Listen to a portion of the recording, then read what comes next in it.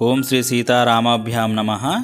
మనము మహాకవి శ్రీ వాల్మీకి మహర్షి విరచిత శ్రీమద్ రామాయణమును పారాయణం చేస్తున్నాము. బాలకాండంలో ఉన్నాము. సీతాదేవి తనను కూడా వనవాసానికి తీసుకొని వెళ్ళమని శ్రీరామునితో అంటున్న ఆ మాటల ఘట్టాన్ని చూస్తున్నాము. సీతాదేవి అంటుంది, ధర్మజుడవైన నీవు నన్ను నీ వెంట తీసుకొని వెళ్లకుండా ఒంటరిగా వనములకు వెళ్ళుట ఏమాత్రము తగదు. నేను నీ నీడను. తపశ్చర్యకైనను వనవాసమునకైనను కడకు స్వర్గ గమనముకైనను నేను నీ వెంటనే ఉందును. నీ అడుగు జాడలలో వనములలో సంచరించుచున్నప్పుడు నాకు మార్గ ఆయాసము ఏమాత్రము కలగదు. నీ తోడి విహార శయనాదుల యందువలే సుఖముగా ఉందును. వనములలో సంచరించుచున్నప్పుడు మార్గమునందుగల దర్భలు, రెల్లుగడ్డి, ముండ్ల దుబ్బలు, ముండ్ల పొదలు, ముండ్ల చెట్లు సైతం నీ సాహచర్య ప్రభావమున దూది, జింక చర్మము మున్నగు వానివలే సుఖ స్పర్శనే కూర్చును. అవి నాకు ఏమాత్రము బాధాకరములు కావు. ప్రాణేశ్వర, సుడిగాలులకు ఉవ్వెత్తుగా లేచి వచ్చి పైబడిన దుమ్ములకు నేనేమియూ బాధపడను.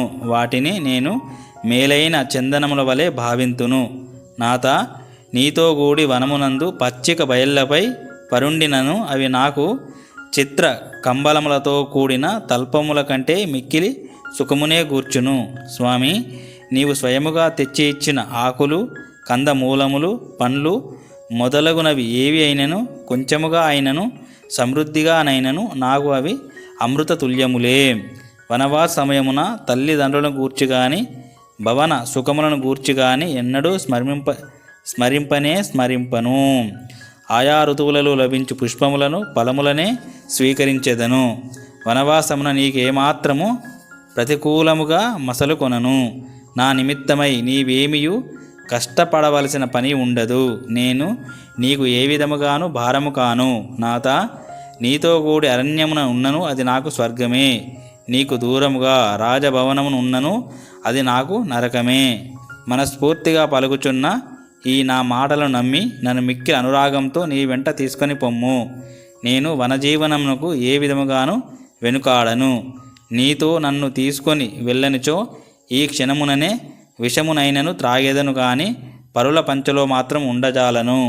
ప్రభు, నీవు నన్ను ఇచటనే విడిచి వనములకు వెళ్ళినచో ఆ పిమ్మటనైనను దుర్భరమైన నీ ఎడబాటు కారణముగా నేను జీవించుండుట అసంభవము. కనుక ఇప్పుడే నీ ఎదుటనే ప్రాణములను వీడుట మేలు. స్వామి, నీకు దూరమై ఈ విరహబాధను ఒక్క క్షణకాలమైనను భరింపజాలను. ఇక దుర్భర దుఃఖముతో 14 సంవత్సరములు ఎట్లు గడపగలను.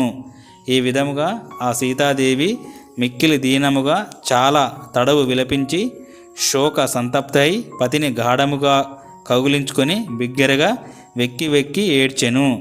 విషము పూసిన బాణములచే దెబ్బతినిన ఆడ ఏనుగు వలె ఇంతకుముందు శ్రీరాముడు పలికిన మాటలకు సీతాదేవి యొక్క శృతిమెత్తని హృదయము తీవ్రముగా గాయపడెను. అందువలన బాగుగా తరచబడిన అరణి నుండి వెలువడిన అగ్నివలే ఇంతవరకు ఆపుకొనిన దుఃఖాశ్రువులు ఆ దీనురాలి కనుల నుండి పెళ్ళుబికెను. దుర్భరమైన శోక కారణముగా ఆమె నేత్రముల నుండి స్రవించుచున్న వేడి బాష్పములు స్ఫటికముల వలె స్వచ్ఛములై పద్మముల నుండి జాలు వారేడి మకరంద బిందువుల వలె ఒప్పారుచుండెను. విశాలములైన నేత్రములతో శోభిల్లుచు పున్నమి నాటి నిండు చంద్రుని వలె మనోహరముగా నుండేడి ఆమె ముఖము సంతాప కారణంగా ఏర్పడిన వేడి వలన నీటి నుండి బయటకు తీసిన పద్మము వలె వాడిపోయెను. అంతట శ్రీరాముడు దుఃఖముచే వివశయున్న సీతాదేవిని తన కౌగిట చేర్చుకొని బాగుగా ఓదార్చుచు ఆమెతో ఇట్లు నుడివెను. ఓ దేవి, నీ దుఃఖమునకు ఏతువైనచో స్వర్గము కూడా నాకు రుచింపదు. బ్రహ్మదేవుని వలె నేనును ఎవ్వరికీ ఏమాత్రము భయపడను. ఓ సుందరి, అరణ్యములలో నిన్ను కాపాడుటకు నేను సర్వ విధములుగా శక్తి గలవాడనే. అయినను వనవాస విషయమున నీ మనసులోని అభిప్రాయమును పూర్తిగా గుర్తింపనందున నేనందులకు సుముఖతను చూపకుంటిని. ఓ మైథిలి, నాతో కూడి వనవాసము చేయుటకే బ్రహ్మ నిన్ను సృష్టించెను కాబోలు. అట్లయినచో ఆత్మాభిమానము గలవాడు కీర్తిని విడనాడలేనట్లు నేను నిన్ను త్యజింపజాలను. ఓ శుభాంగి, సతీ సమేతముగా వనముల యందు నివసించుట ప్రాచీనులైన రాజర్షులను రాజర్షులు పాటించినట్టి ధర్మమే. ఆ ధర్మమును అనుసరించి నేను నీతో కూడి వనవాసమును నడిపెదను. సువర్చల సూర్యుని వలె నీవు నన్ను అనుసరింపుము. ఓ జానకి, మా తండ్రి యొక్క సత్య వాక్ పరిపాలనమే నన్ను అడవులకు నడుపుచున్నది. కనుక నేను వనవాసమునకు వెళ్ళకుండుట అనున్నది ఎట్టి పరిస్థితులలోనూ సంభవమే కాదు, వెళ్ళియే తీరవలెను. ఓ సుందరి, తల్లిదండ్రులకు విధేయుడనై వారి యజ్ఞాలను పాలించుటయే నా ధర్మము. అందువలన నా బొందిలో ప్రాణములున్నంత వరకు ఆ ధర్మమును అతిక్రమింపను. ప్రత్యక్ష దైవ స్వరూపులై ఎదుటనున్న తల్లిదండ్రులను గురువును కాదని ఎదుటలేని దైవమును పెక్కు రీతుల ఆరాధించుట ఎట్లు? అనగా ఎదుట కనబడని దైవమును పెక్కు రీతుల ఆరాధించుట కంటే ప్రత్యక్ష దైవ స్వరూపులైన మాతాపితరులను గురువును సేవించుట యుక్తము కదా. అట్లు చేయుట వలన భగవంతుడు కూడా ప్రసన్నుడగును. తల్లి, తండ్రియు, గురువు ఈ ముగ్గురు ముల్లోకములకు ప్రతినిధులు. వీరికి శుశ్రూషలు వనర్చినచో ముల్లోకములలోని సమస్త దేవతలను ఆరాధించిన ఫలములు లభించును. ఈ త్రయముతో, ఈ మువ్వురితో సరితూగలది, పవిత్రమైనది మరి ఒకటి ఈ లోకమున లేనే లేదు. ఈ త్రయ మువ్వురి సేవ పవిత్రము, అనగా సంసార బాధ నివారకము. కనుక మాతాపితృ గురువులను ఆరాధించుటయే, సేవలు అనుచుటే ఉత్తమోత్తమ ధర్మము. మాతాపితృసేవలు మిక్కిలి హితకరములు, అనంత శుభ ఫలప్రదములు. అంతేకాదు ఇహలోక సుఖములనే కాక అవి పరలోక లాభములను సైతము సమకూర్చును. సత్యపాలనము, దాన మానములు, భూరి దక్షిణలతో కూడిన యజ్ఞాచరణములు మొదలగు వాటి ఫలములు కూడా వాటికి సాటిరావు.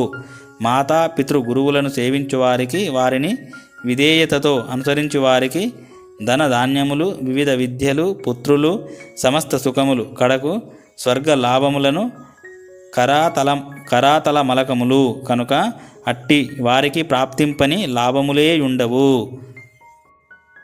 దృఢ దీక్షతో నిరంతరము మాతాపితృ సేవానిరతులైన మానవులు క్రమముగా దేవలోకమును, గంధర్వలోకమును, గోలోకమును, సత్యలోకమును తదితర మహాలోకములను పొందుదురు.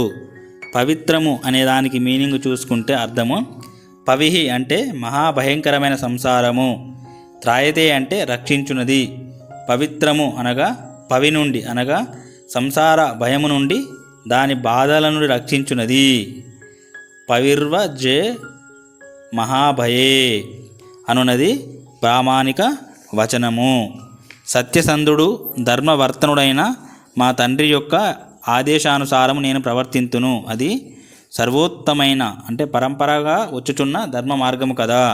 ఓ సీత, నీ మనస్సులోని ఆంతర్యములను గమనింపనందున నిన్ను నా వెంట దండకారణ్యములకు కొనిపోవుటకు సిద్ధపడకుంటిని. ఇప్పుడు నీవు నాతో ఏది ఏమైనను నీతో కూడి నేను వనవాసము చేదును అని పలుకుచు నా వెంట వచ్చుటకు దృఢ నిశ్చయురాలవై ఉంటివి. ఓ శుభాంగి, నీవు నాతో వనములలో గడుపుటకై జన్మించితివి కావున నా వెంట రమ్ము. ఓ బేలా, నన్ను అనుసరించుచు పతివ్రతా ధర్మములను నెరుపుచుండుము. ఓ ప్రాణేశ్వరి సీత, నీవు నాతో వనములకు వచ్చుటకై తీసుకొనిన దృఢ నిర్ణయము మన ఉభయ వంశములకు అన్ని విధములుగా తగినట్టిది. ఓ సుందరి, వనవాస ప్రాయమునకు ముందుగా ఆచరింపవలసిన దానాది క్రియలను ప్రారంభింపుము. యథార్థముగా నీవు నా వెంట లేనిచో స్వర్గము కూడా నాకు రుచింపదు. ఓ సాధ్వి, బ్రాహ్మణోత్తములకు రత్న ఆభరణాదులను దానము చేయుము. అర్తులై వచ్చిన యాచకులను అన్నపానాదులతో సంతృప్తులను గావింపుము. త్వరపడుము, ఆలసింపకము. ఓ సీత, మన ఇద్దరికి సంబంధించిన మిక్కిలి విలువైన నగలను, అమూల్యమైన పట్టు పీతాంబరములను, వెండి బంగారములతో నిర్మితములై మనోహరములైన క్రీడా పరికరములను, మంచములను, తల్పములను, వాహనములను, ఇంకను తదితరములైన వస్తువులను బ్రాహ్మణులకు వసంగిన పిమ్మట దాసీజనులకు ఇచ్చివేయుము. అంతటా సీతాదేవి తన వనగమనమునకు భర్త అనుకూలుడై ఉన్నట్టు తెలుసుకొని ఎంతయో సంతోషించెను. వెంటనే ఆమె దాన ధర్మములకు ఉపక్రమించెను. వాసికెక్కిన సీతాదేవి పతి యొక్క ఆమోద వచనములకు సంతోషముతో మిగులు పొంగిపోయినదై ధనధాన్యములను, రత్నరాసులను ధార్మికులకు నిండు మనస్సుతో వసంగసాగెను. తరువాతి భాగంలో మీ వెంట వనములకు నన్ను అనుమతింపుమని లక్ష్మణుడు శ్రీరామును ప్రార్థించుట. ఓం శాంతి శాంతి శాంతి. హరి ఓం తత్సత్. సర్వం శ్రీరామకృష్ణార్పణమస్తు.